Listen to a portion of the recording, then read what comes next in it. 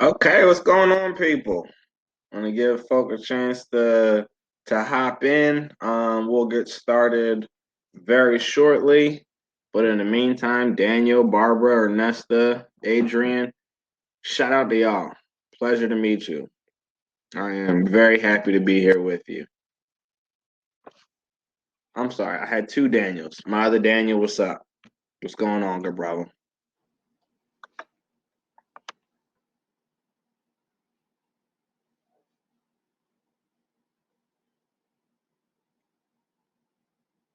I don't know if that's Gene or John, but shout out to you. What's going on? All right, one more minute. See how many folk we get, and then we'll jump right to it. I got a lot of stuff to cover today, so I want to make sure that I leave time for questions in the end. Most importantly, I'm going to throw a lot of information at you. I don't suspect that you'll remember everything I say, but if there's ever anything that you have a question about, whether I've discussed it or not, throw it into the chat, and I'll make sure by the end of this session, we will go back and answer those questions. Okay? Cool. So let's do it. First things first, you are here for what goes into your credit score. I am interested to be able to learn more about you guys and help you understand exactly what makes your credit what it is. The first thing I want to say, though, is welcome to my leaders and innovators. I am certain that you guys will have a dramatic and positive impact on the world around you. Just because of who you are and how you do things, how you look at the world, you will have a dramatic impact in a positive way. I am always proud to be able to say I played a small part in the greatness that will come there after me. So I expect wonderful things and know you guys will live up to it. Your generation has already proven to be one of the most entrepreneurial, civic minded, and financially intelligent people the world has ever seen.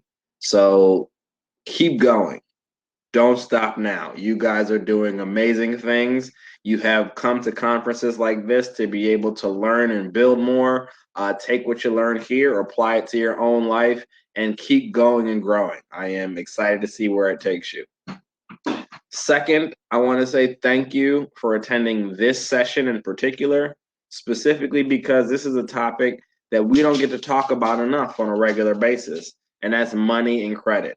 It doesn't matter the career path you want to take. If you want to be an artist, scientist, electrician, mechanic, anything in between, it does not matter. Credit and money are going to be important for you to understand in order to be cool in order to be successful in your future. So it's really important, no matter what you go through in your days, no matter what you decide to be your future career path, your job skills, whatever it is, having money and credit under control is going to be important for you. Hi, I'm Mike. My name is Mike Gross. I am the co-founder and head of education for a company called Kiddie Kredit. It's actually a company that I built with one of my closest friends from high school. This was now, geez, it's been like 15 plus years since I've been in high school, but we would sit in conferences like this. We had no idea. Uh-oh, Rebecca can't see my screen. Can anybody else not see my screen? Write that in the chat. Okay, cool. Because I'm here having a full conversation. Hopefully somebody can see me on the other end. All right, people, wonderful. Shout out to y'all. Rebecca, maybe hop out and hop back in, but we want to make sure that you can see everything we got going on here. So again, Mike Gross. I am co-founder and head of education for a company called Kiddie Kredit. It is my pleasure to be here with you today. I don't want to belabor the point on who I am. I'm more interested in who you are, and even more interested in sharing with you some important information. So let's get to it. This is our agenda for today. One, we're going to do a brief intro. 2, we're going to talk about what credit is. 3, we're going to talk about why it matters. 4, credit scores and reports, and then how to keep good credit. At that point, then you'll be able to ask any questions, and I'll be able to answer whatever you can throw at me. Again, if you have questions now, throw it in the chat. If you don't have it now and it comes up at some point while I'm talking, throw it in the chat. If I finished and now I'm saying, cool, it's time for the Q&A, throw it in the chat. When you're ready, I'm ready. So let's get to it. The intro, the problem. Let me ask a question. Quick show of hands. I can't see your hands, but just give me a quick show of hands.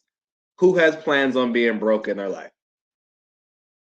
Who wants to struggle with their finances for the rest of their days? Anybody? Is that your plan?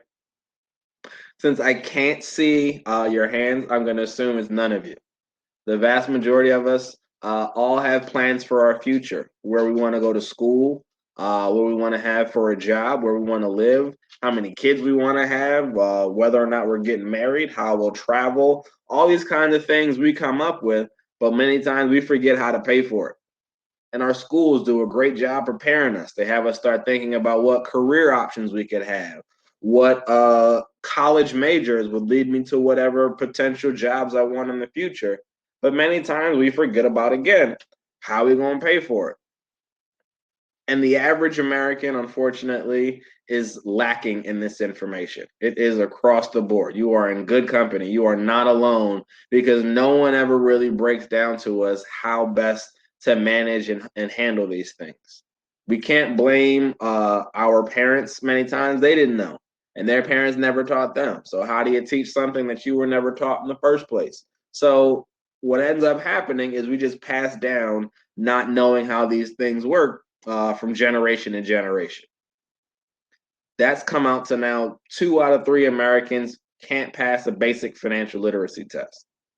And 4 out of 10 Americans don't know how their credit scores are calculated, even though they're using and or abusing their credit on a regular basis.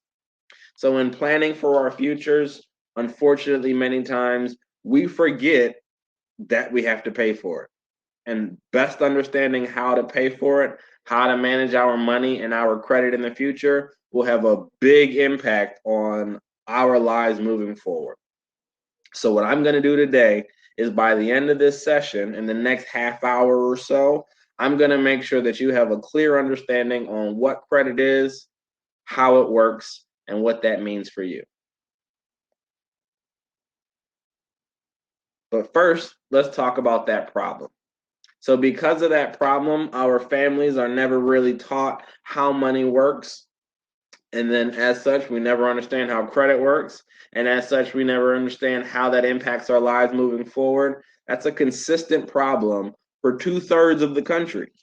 So as I stated, my best friend from high school and I, among many other really talented people, created an app called Kiddie Kredit. It's a chore tracking app that starts at a very young age, teaching kids how credit works based on how well they do their chores. Simply enough, the better you do your chores, the better your score. The better your score, the more rewards you receive. So it is an app designed to teach 4 to 12-year-olds about credit through activity completion and reward redemption. So as I stated again, a parent, guardian, administrator, facilitator, whoever it is going to determine what activities or chores need to be completed.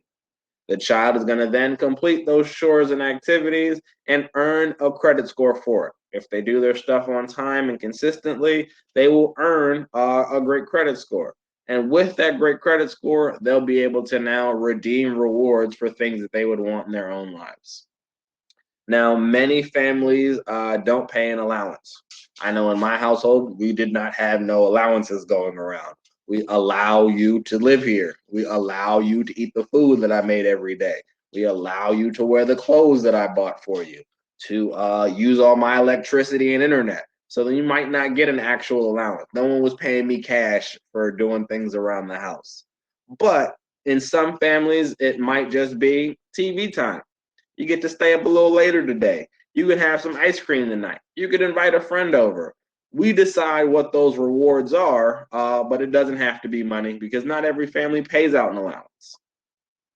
Now we're going to go through this slide in a greater detail later on in the presentation, but I just wanted to show you that our credit scores are lined up the exact same way the credit scores are made for adults in America. We call that a FICO score. The Fair Isaac Company score is your actual credit score once you turn 18. In the app, the credit score is calculated the exact same way so that when you start learning how credit works from a much younger age. So now, let's get started. This isn't about Kiddie Kredit, definitely not about Mike. This is about you today. Today, we're going to make sure that you know how credit works and what it means. You may have heard the word before. You might even know something about the topic, but today we're going to make sure you leave here with a clear understanding of how it works and how that impacts your future moving forward. So let's do this. There are some important words that I want you to remember as we go through this conversation. They are interest, loan, debt, credit card, credit score, credit report. You might not remember everything I say, but if you hold on to what these words mean, it'll be valuable for you not only today, but for the rest of your days. So what is credit? Can anybody throw an answer in the chat? Just from your own thought, perspective, idea, understanding, what does credit actually mean? What is it? How do we use it? Any of that. The shortest answer, the longest answer, whatever you think, throw that into the chat and I'll keep going. For all of us, it ends up being said in a different way multiple times. There are different definitions for what the word means and how it's used. Sometimes when you go to the checkout line, they'll ask you, do you want to pay credit or debit? If somebody is out in the streets, they'll be like, you got street cred. If you want to borrow money, sometimes they'll say, how much credit do you have? There are different ways that the word has been used, but the simplest, most important answer is going to be your ability to borrow and being responsible to pay it back. That is what credit is, first and foremost. It is the trust that other people have in you. If I loan you money, you have positive credit if I can trust that you will give back what you have borrowed. You will live up to your obligations. You will keep the promises that you have made. Whether that's with borrowing my car, borrowing my shoes, or borrowing money from me, I want to know that you are going to give it back to me in the same fashion that I gave it to you. So when we talk about credit, credit is where your reputation meets your money. If you are someone who is trustworthy, if you are someone who lives up to their responsibilities, more often than not, you will maintain good credit. If you are someone who is not honest and doesn't do what they say they're going to do, more often than not, that's going to show negatively in your credit. So first way that we look at credit is literally your personal traits, your ability to borrow money from somebody else and then being responsible to pay that money back. But there's other ways that we talk about credit too. Credit cards, loans, and mortgages. So if you are familiar with, again, you go to the checkout line, they ask you, do you want to pay credit or debit?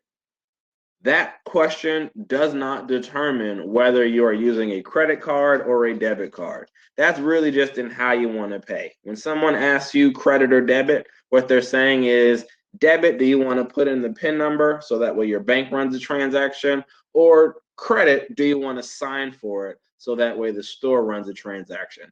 Doesn't really matter. It's all going to work out the exact same way for you. But the difference between a credit card and a debit card is a little bit different from that. A debit card is the account that is tied to your bank account. That card is pulling money directly out of your bank account. A credit card is basically a loan you get from a company. If you are using a credit card, you have now had a bank or a store say, I am willing to loan you the money to pay for whatever you want. and then you pay me back plus a little bit extra. That little bit extra is called interest. Loans are, for the most part, outside of a credit card, going to be used for a larger experience. So let's say you wanted to buy a car, or you wanted to buy a house, or you wanted to start a business. These are going to be things that you would get loans for. Or if you wanted to go to college, many times it's really expensive. So you use a student loan to be able to pay for your college. What happens with those kinds of loans is they loan you a larger lump sum of money. You pay it back every month plus a little bit extra. That little bit extra is called, one more time, interest. The last one we want to talk about is if and when you want to buy a home. When you want to buy a house, the majority of us don't have enough money to pay for an entire house up front. The house I live in cost roughly $120,000 when we bought it. Neither my wife nor I just had $120,000 in cash lying around, so we had to be able to get a loan from a bank to be able to pay for the home. Now, the way this works with loans for things like a car or a business or a house is on the front end, the bank gives you money.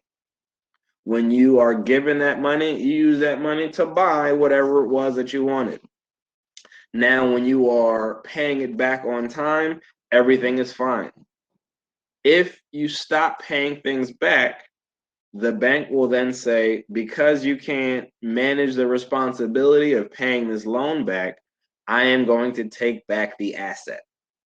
They'll have what's called collateral. So if you have a car loan, the car is collateral. If you don't pay the loan, we take the car back.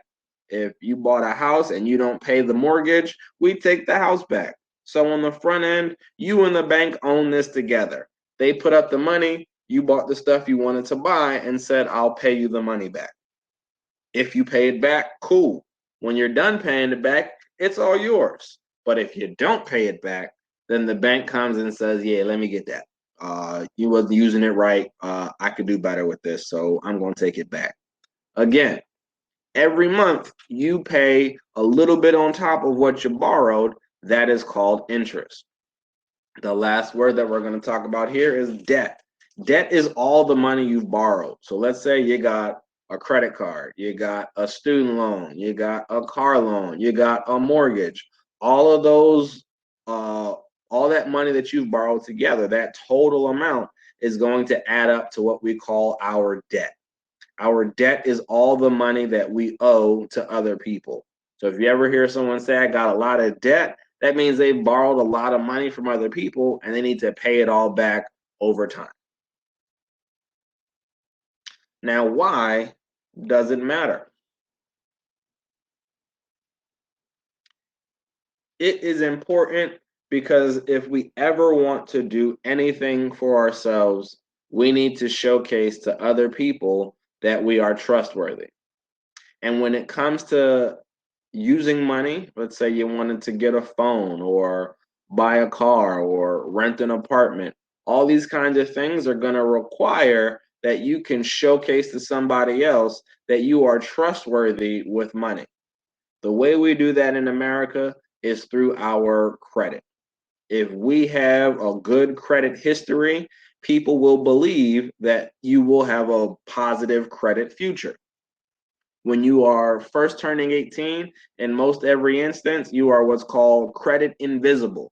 That means you haven't had any bills or loans in your name yet, so you haven't had to pay anything back yet. So it's difficult for me to prove that you are trustworthy. So what happens in many of those instances, they will look at things like, well, maybe you had a phone bill. Maybe you have a bank account where you're depositing money on a regular basis. There has to be a way for us to determine that you are someone who is going to live up to their obligations. It will also help you reach your goals. I went to a university in Philadelphia called Drexel. Drexel is super expensive, and my family ain't got it. When I went, it was $50,000 a year. Today, it's roughly 70 something thousand dollars a year. In either case, my family was like, yeah, I ain't got it. The only way that I was able to afford going to college was to be able to take out student loans. If you are doing things correctly, it's really valuable. If you are not, it's very harmful. But a student loan, a car loan, a home loan can help you reach your goals, or even a loan to start a business. You might not have the money yourself, but if you can use and access credit to be able to get the money on the front end and then be trustworthy and responsible enough to pay it back on the back end, it's really helpful in helping you reach your goals. Now, good credit also will save you money, time, and effort. If you are someone with a good credit score, things are going to be cheaper for you. You will have a lower interest rate than people who don't have good credit. So, for example, let's say you wanted to buy a car. If you have a good credit score, you'll usually get loans in the 2 to 4% range. If you don't have a good credit score, loans can be as high as the 12 to 15% range. That could be a difference of $700 to $800 a month just because of a history of not paying things back on time. So it's important that you use your credit wisely so that way it can save you that money, time, and effort. When used properly, credit is one of the most important factors to building wealth in America.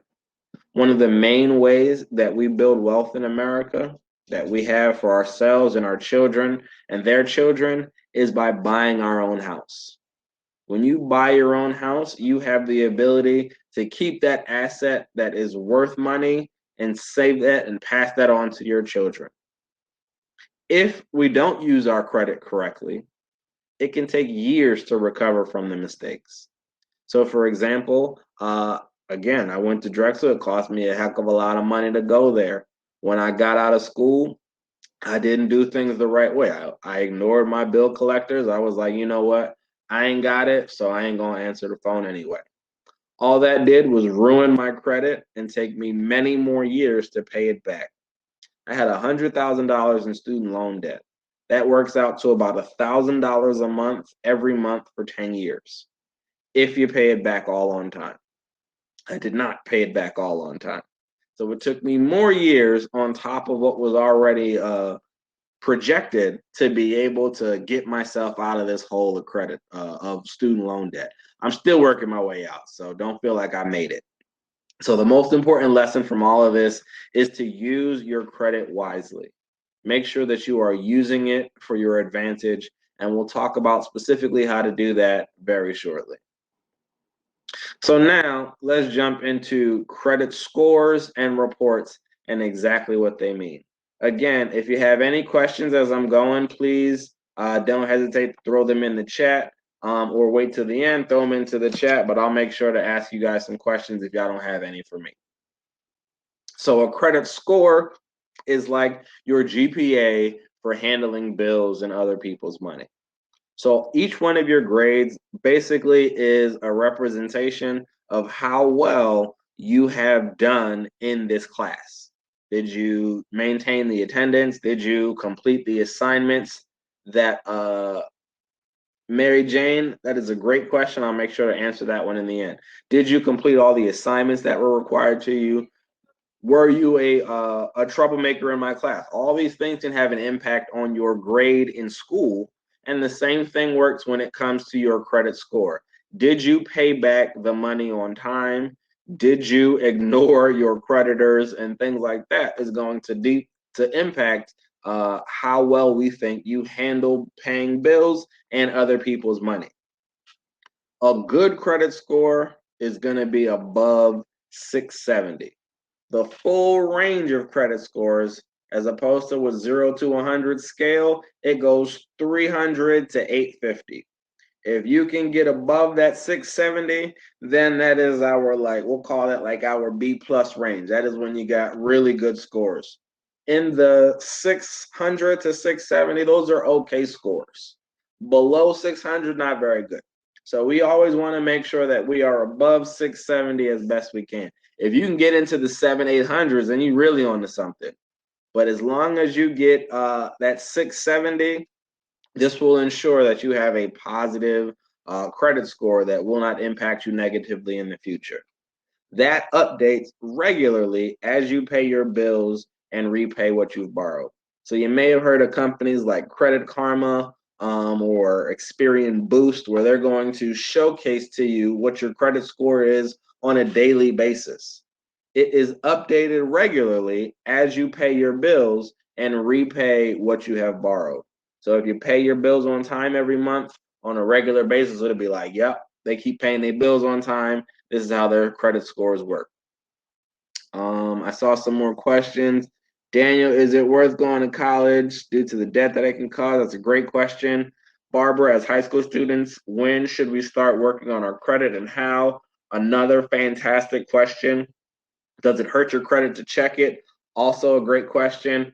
You guys are going deep. I love it. So I'm going to make sure I answer all these questions. I don't want to speed through this, but I do want to make sure I get through with enough time to answer the questions that you guys are posing. So what goes into a credit score? There are a few different factors that go into what makes up an actual credit score. The first, biggest, and most important is, do you pay your bills on time? You have borrowed money, you have taken out a loan, or you have a phone bill, for example, or a utility bill, whatever it is.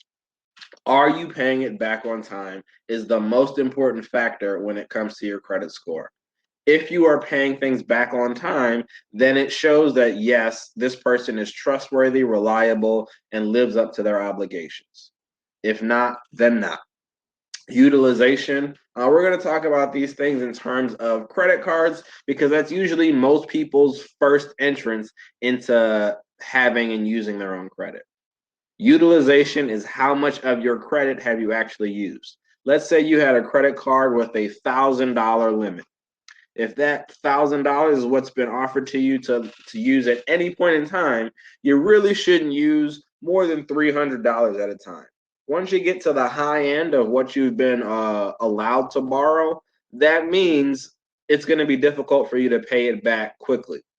The longer it's going to take you to pay it back, the more negative it's going to have on your credit report. So our utilization says how much of our credit have we actually used that we'll need to pay back on a regular basis. The age of accounts is how long have you had this credit. So 6 months versus 6 years, I've had far less time to be able to show that I have been consistent and always pay my stuff back on time.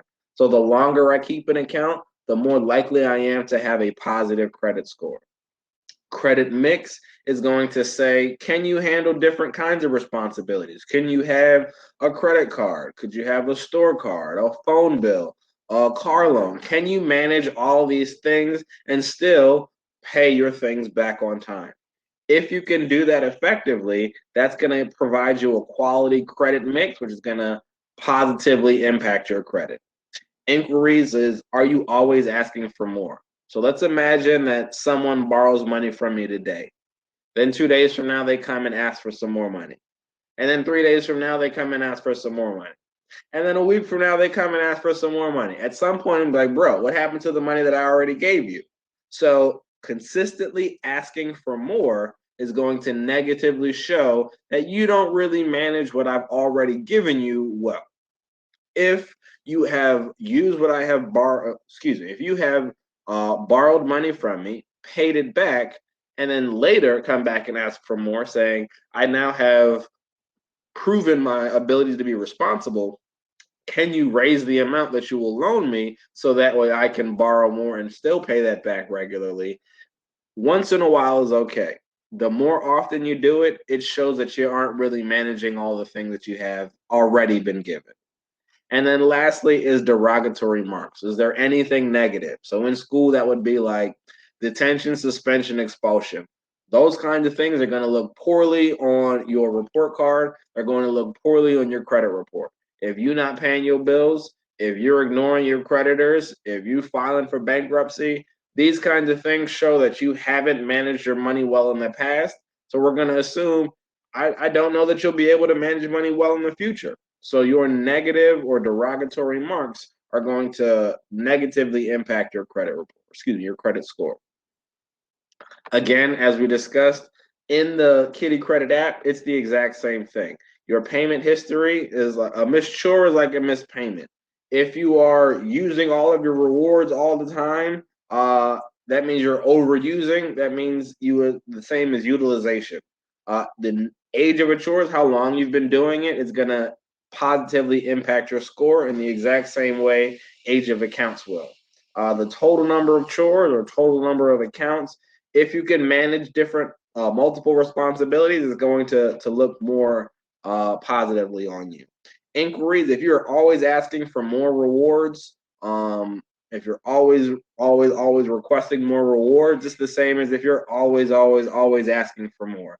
At some point, we want you to be comfortable with what you already have.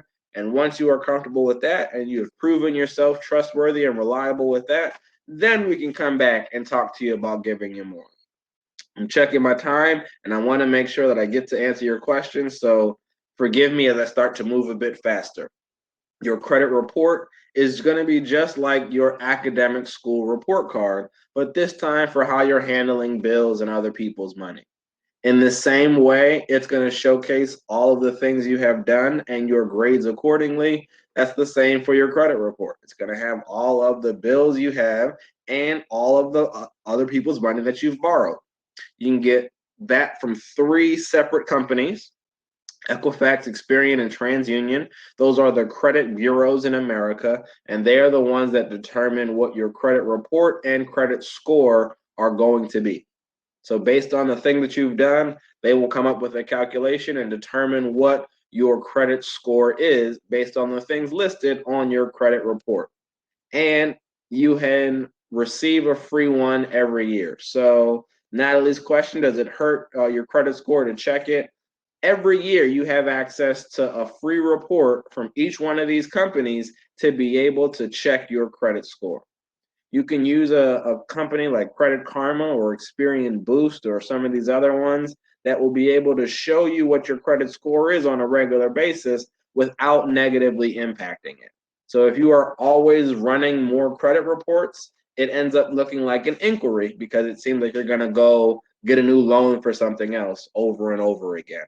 But if you just want to check that score, then you can use like a Credit Karma or something to that effect to be able to see what your score is on a regular basis.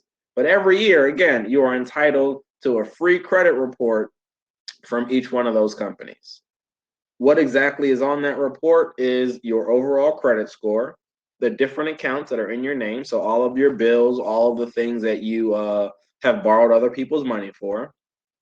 3 is going to be how much you owe versus how much you've borrowed. So again, if my house is worth $100,000 and I still owe $50,000 in the mortgage, that means I've paid off half of the house. That's going to be shown on my credit report. How much I still have left to pay back versus how much I was given in the first place. And then lastly is going to be how often you pay on time. If you're paying your bills on time every month, it's going to show in monthly increments. It'll say 30 days paid, 60 days paid, 90 days paid, 180 days paid, so on and so forth. It's going to show that you've paid. And as long as you have that, you are consistently paying that bill. Awesome. The alternative, the reverse of that is 30 days unpaid, 60 days unpaid, 120 days and so on and so forth if you have not paid your bills. Does having or purchasing stocks and bonds affect your credit score? I'll get back to that one as well. So in those monthly increments, it's going to say whether or not you have paid your bills on time. The more you do that regularly, the more you're consistently paying those bills, the higher likelihood that you are going to maintain good credit. So now what? How do I keep good credit? What does this actually mean for me? There are just a few do's and don'ts that I want you to walk away with. Again, I know I threw a lot of information at you very quickly. Some of it may be new material, so I don't expect that you're going to remember everything that I just said. But there are a few important things that you should walk away with and know, and this will be of value to you today and in your future moving forward. So just a few do's and don'ts before we hop into your questions. Do pay your bills on time, even if you can't pay the full amount. The worst thing that you can do is just ignore your creditors, ignore your bill collectors. That just means you are unreliable and dishonest. There's a nicer way of saying it, but that's really what it comes down to. Even if you can't pay the full amount, call them and let them know. Pay something. If the phone bill is $100 and you only got $20, pay the $20 right now. Showcase to them that even though you couldn't afford to pay the full bill, I'm not willing to just ignore and deny all of my responsibilities. I will pay something. And as long as you pay something, then you don't go into what's called default because you're still actively paying and trying to be a part of it. If you can, you want to pay off your whole credit card balance each month. The point of a credit card is to help you build credit for the future. That you could really have is already have the cash in your bank account, go pay with the credit card, then go home and pay off the credit card. The point of that credit card is to show on a regular, consistent basis that I can borrow money and pay it back. And we also talked about interest. If you pay your credit card balance in the first 20 days of using it, so let's say I went to the store, I spent $100, I now have 20 days to pay back that $100 before they charge me interest. So if I paid in those first 20 days, it does not cost me anything extra. After those first 20 days, they're going to be like, oh, all right, you're really borrowing this money. I need you to pay it back plus a little extra. That little extra is interest. If you pay it back in those first 20 days, you're in the clear. So the best thing that you can do is use your credit wisely for things that will help you in your future. Make sure that you have the money ahead of time. Now, obviously, we're in the middle of a pandemic. It's been really difficult. Many people have lost their jobs. Many people haven't had the ability to pay all of their bills. They haven't had income coming in. So they've had to use credit cards to cover things. As such, credit card companies and the government are trying to do things to ensure that you won't just destroy your credit because you don't have access to money right now. It's clearly a major circumstance for a lot of people, so they're trying to do things to help people resolve. But in the majority of time, if and when you can, always pay your bills on time and pay your credit card off in full each month. Some don'ts. Don't use more than 1/3 of your available credit. Again, if that credit card is $1,000, don't use more than $300 at any one time. That way, you will showcase to them that I can pay this money back without too much concern. As long as I can do that, they're like, cool, I trust you, you're good to go. That'll maintain you positive credit. Don't buy things that you can't really afford or don't need. I get it. We all want to stunt. It's really nice to have nice things, fancy cars, big houses, expensive meals, but many times it is outside of our budget or price range. If I can't afford it, I shouldn't buy it.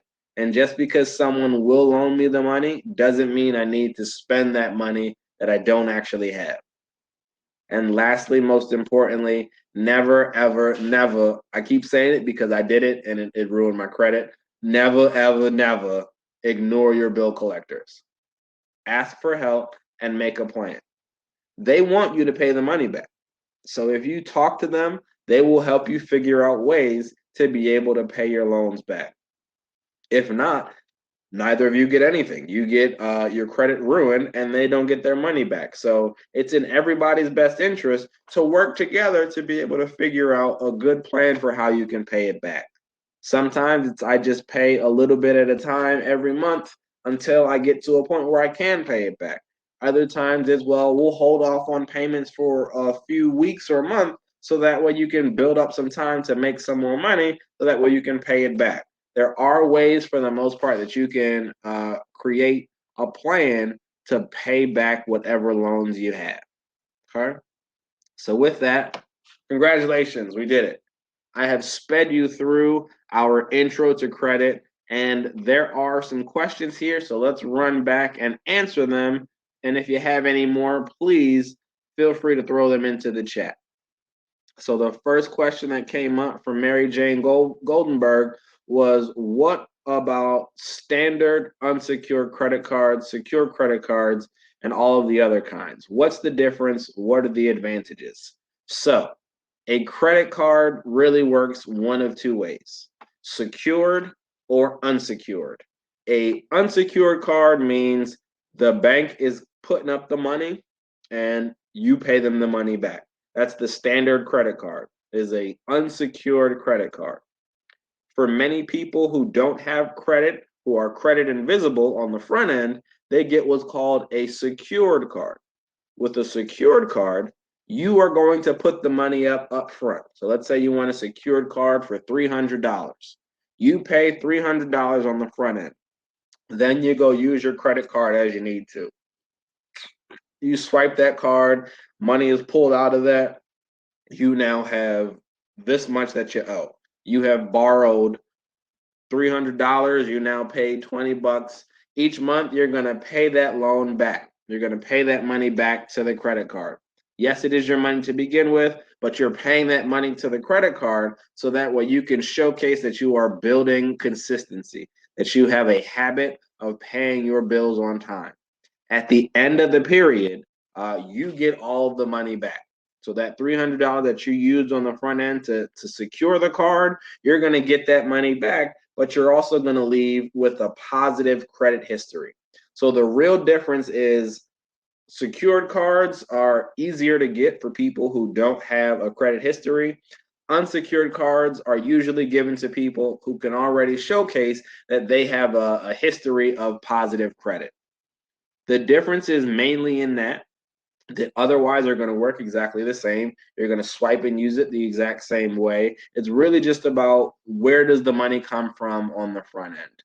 The advantages for the credit invisible of getting a secured card is this many times is your first entrance into using credit. Sometimes phone companies will report to your credit report. So they will say this person has been paying their bills on time, regularly, all the time. That'll help you build positive credit. There are certain savings accounts where the bank will report to the credit bureaus and say this person has been depositing money on a regular basis. That consistency can be shown to help showcase that you have positive credit. But if you don't have those, a secured card can be the first way that you use and access credit and start building that positive history. Daniel Lima, is it worth it to go to college due to the debt that it causes? I'll be perfectly honest with you.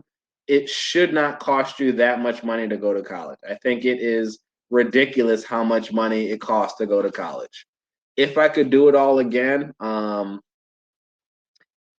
it's a complicated question. I would probably still go to college and absolutely be happy with it because I met my wife there. I figured out how to start businesses there. I learned what I was doing more effectively, but the cost of it was ridiculous. If I could figure out ways to lessen the cost, let's say potentially going to a community college for a few years, transferring to the school that I wanted to go to, getting more scholarships, having better grades so I could get more financial aid and scholarships, I definitely think there is value to college, depending on the career you want to get into. Some careers don't require a college education and can make a great deal of money. So it really does depend on what it is that you want to do in your future. But if you have a career that requires a college education, it is absolutely worth it. My dad would always say, you want to ride the roller coaster, you got to get a ticket. So depending on the ride you want to get on, you might need to get that ticket, and that ticket might need to be your college degree. If you can avoid the debt, avoid it at all costs. If you don't need to get student loans, don't take out student loans. I had friends who would borrow money and buy clothes with it. And that's a terrible option. You're using this money only to help you further your future. Your student loans are not here to help you stunt in college. They're here to pay for your classes. And then you pay them back to ensure that you have enough money moving forward for the rest of your days. Again, remember, my $100,000 was $1,000 a month every month for 10 years. That's a lot of money. If I didn't have to do that, I'd probably be better off. But because I had to do it, it made me work harder. It made me do things differently. So it's kind of a complicated question. Daniel, I don't know if I answered your question, but that's my answer today. Barbara, as high school students, when should we start working on our credit and how? That is a fantastic question. Prior to the age of 18, the only way that you're going to be able to build credit is being added to someone else's account. So you can be at the age of 16 added as what's called a authorized user on someone else's credit card. So as they continuously pay back the bill on time, it's going to have you in the same way showcase that you are building positive credit history. You are a part of this account now. You are consistently adding to this payment history by being consistent and reliable, responsible. So that is the main way you are going to prior to 18. Other than that, it will be getting, let's say, a phone bill or a specific bank account, like a drip fund, that'll be able to allow you to add money on a regular basis or pay that phone bill on a regular basis and show that consistency. The most important thing when it comes to credit is showcasing your reliability and consistency. If you notice, I've said those words a bunch of times over because that's what's most important. Also, is it better to buy a car with a loan to build credit, or should I buy it with my own money so I won't have to pay anything back? Mary Jane, another fantastic question. It all depends on how much money you have and can afford. So let's say the car you want to buy costs $5,000. Should you spend that $5,000 on the front end and just buy the car, or should you take out a loan so that way you can pay it back over time and build a credit history? It really depends on your situation, but if you have the money on the front end, I would buy it in cash personally, because that will allow you to not have to worry about paying any additional interest on the front end. What you can do is once you have bought that car, you're still going to need to buy gas, pay for insurance, uh, get it cleaned every now and again, maybe pay tolls if you go anywhere. So all those things can be paid for by a credit card. Then you go home and you pay that credit card off immediately, and that'll help you build credit that way. But if you have a car loans are 5 years. Whatever the total amount is, you pay it back over the course of 5 years, plus a little bit extra every month. So if you can avoid that little bit extra every month by paying for it on the front end, that's helpful. But if you can't, it's really necessary to have that car maybe to get to work or to school or whatever you got to do. That car loan can be just as valuable to you. You're just going to have to be responsible for paying a little bit extra. What is the idea, Mary Jane? Shout out to you. Thank you again and again. All right, I'm running out of time, so I'm gonna try and speed through this. What is the ideal way to budget as an 18-year-old living on their own? What is the best way to track of spending, credit, and income in your personal opinion? One, first and foremost, your bank account will have a record of all the things that you are spending. And the easiest way to do it is sometimes the most difficult is just keep a running list yourself. You know how much money you make every month. You know how much you spend if you keep track of it. If you just use a card and keep swiping away, you can easily lose track of how much money you spent. If you're using just cash and it just burns a hole in your pocket, it can be really difficult to make sure you know all the money you have. But as long as you are keeping track of it personally, whether you're just writing it down on a sheet of paper, if you're keeping all of your receipts, then that is important. Natalie, I didn't miss you. No. Samantha Lopez, is having stocks or bonds affect your credit score? It does not affect your credit score. The amount of money you have in the bank, the amount of money you make every month, does not directly impact your credit score. Your credit score is going to be impacted by how consistently you pay your obligations. If you just have money on the side, congratulations, you're doing awesome. But it will not directly impact your credit score. Getting credit cards can be hard as a teenager without much of a financial record. How can we work on our credit with these limitations? Darling, awesome question again. We can start with specific bills. So whether that's like a utility bill or a phone bill, a secured credit card, or even a drip savings account, these are other options that you can use to start building your credit. Jordan, is it a bad thing to have your credit invisible? To be credit invisible basically just means you haven't done anything yet. So it's going to be difficult for me to prove that you are someone who will consistently pay their bills on time. You will only be credit invisible for as long as you don't borrow any money or have any bills to pay. As soon as you start getting those, your credit invisibility will go away because someone will say, this person has been paying on a regular basis. Carlos, what is the difference between debit and credit cards? Do debit cards also build credit? Unfortunately, no, they do not. These are my last two questions. Carlos and Natalie. Carlos, a debit card is money directly from your bank account. It's money you already have. A credit card is money that you are borrowing from somebody else and are going to pay back plus a little extra if you take longer than 20 days.